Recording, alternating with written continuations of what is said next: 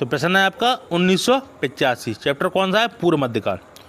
तो निरालंबा सरस्वती यानी कि सरस्वती अब निराश्रय हो गई, एक कवि द्वारा किसकी मृत्यु पर कहा गया है? चंदेल कीर्त वर्मा, चाहमान बिसलदेव, मेयर भोज, भोजराजा। तो प्रश्न आपका क्या है? निरालंबा सरस्वती यानी कि सरस्वती अब निराश्रय हो गई, एक कवि द्वारा किसकी मृत्यु पर कहा गया? तो किसकी मृत्यु पर कहा गया है? तो ये कहा गया आपका भोज परमार पे। तो भोज परमार किसका अनुयायी था? यानी माँ सरस्वती की, उसकी प्रतिमा का वह, माँ सरस्वती की वह विशेष आराधना करता था। तो जिसकी जो भोजशाला है उसमें किसकी मूर्ति स्थापित हुई है? माँ सरस्वती की। अगला प्रश्न है 1986। महमूद गजनवी के विध्वंस के पश्चात सोमनाथ मंदिर का पुनर्निर्माण किसने करवाया? अनहिल पाटन का कुमारपाल ने, धार का भोज, देवगिरी का रामचंद्र, शाकंबरी का विग्रहराज। तो प्रश्न क्या है? महमूद गजनवी के विध्वंस के पश्चात सोमनाथ मंदिर का पुनर्निर्माण किसने करवाया था? तो किसने करवाया था? वह करवाया था ऑप्शन नंबर ए। कौन थे? अनिल पाटन का कुमारपाल। तो महमूद गजनवी के विध्वंस के पश्चात यानी कि सोमनाथ मंदिर को उसने तोड़ दिया था, उसके बाद किसने पुनर्निर्माण करवाया था? अनिल पाटन का कुमारपाल ने। अगला प्रश्न 1987। पूर्व मध्यकाल में उदंगर शब्द का क्या तात्पर्य था? फल, दूध, शाक जैसी वस्तुओं की प्रचलित भेंट, कृषि की उपज में राज्य का हिस्सा, जुर्माना, सीमा शुल्क। तो प्रश्न क्या है? पूर्व मध्यकाल में उदरंग शब्द का क्या तात्पर्य था? तो वह क्या तात्पर्य था?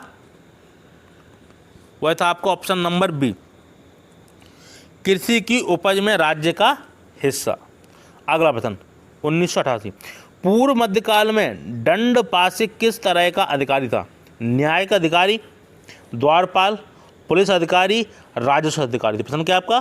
पूर्व मध्यकाल में दंडपाशिक किस तरह का अधिकारी था? तो किस तरह का अधिकारी था? वह था आपका पुलिस अधिकारी, ऑप्शन नंबर सी। तो पूर्व मध्यकाल में दंडपाशिक किस तरह का अधिकारी था? पुलिस अधिकारी। अगला प्रश्न है 1989।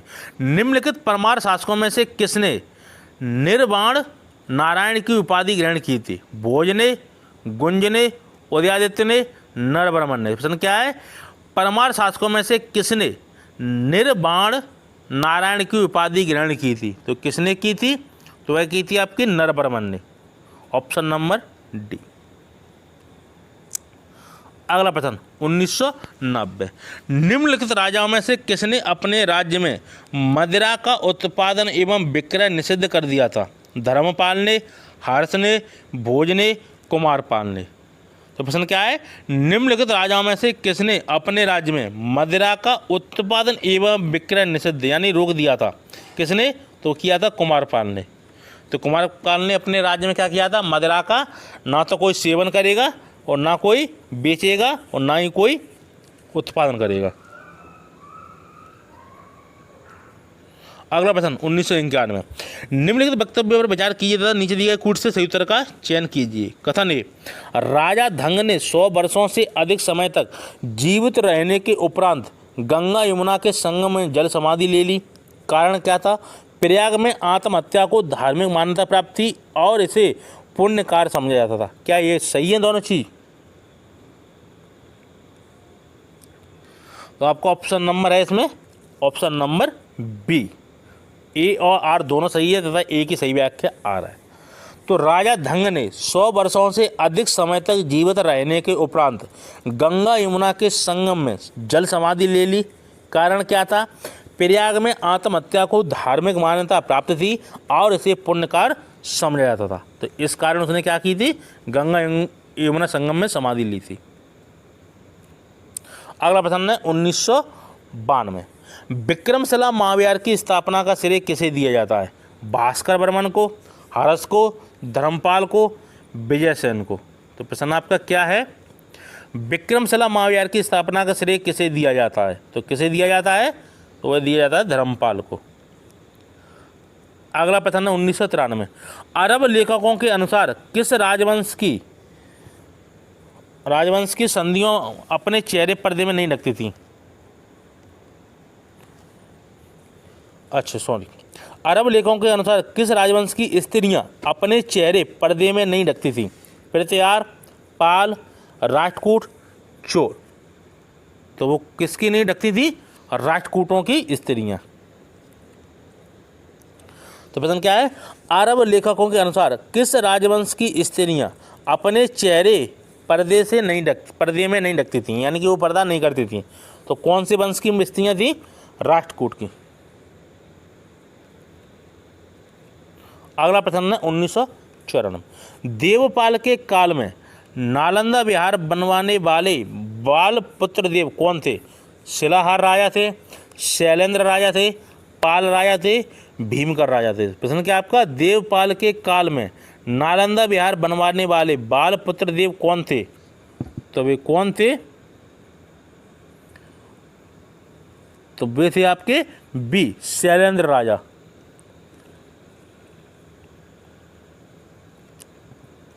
अगला प्रश्न 1995। भिन्न मतावलंबियों द्वारा मस्जिद के नष्ट कर दिए जाने पर किसने एक मस्जिद के निर्माण के लिए अपने कोष से बड़ी धनराशि दी थी? गोविंद चंद ने, भीम द्वितीय ने, जय सिंह ने, कुमारपाल ने। तो प्रश्न आपका क्या है? निम्न मतावलंबियों द्वारा मस्जिद के नष्ट कर दिए जाने पर किसने एक मस्जिद के निर्माण के लिए अपने कोष से बड़ी धनराशि दी थी? तो किसने दी थी? वो थी जय सिंह। Option number C. अगला प्रश्न है 1996।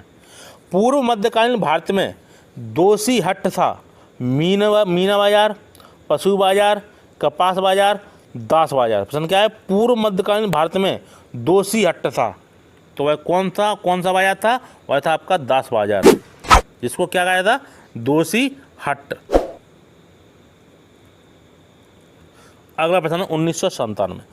किस राजा को उसके एक अभिलेख में कविराज कहा गया है? परमार राजा भोज को, पृथ्वीयार राजा मेर भोज को, पाल राजा धर्मपाल को, चालुक्य राजा कुमारपाल को। प्रश्न क्या है? किस राजा को उसके एक अभिलेख में कविराज कहा गया है?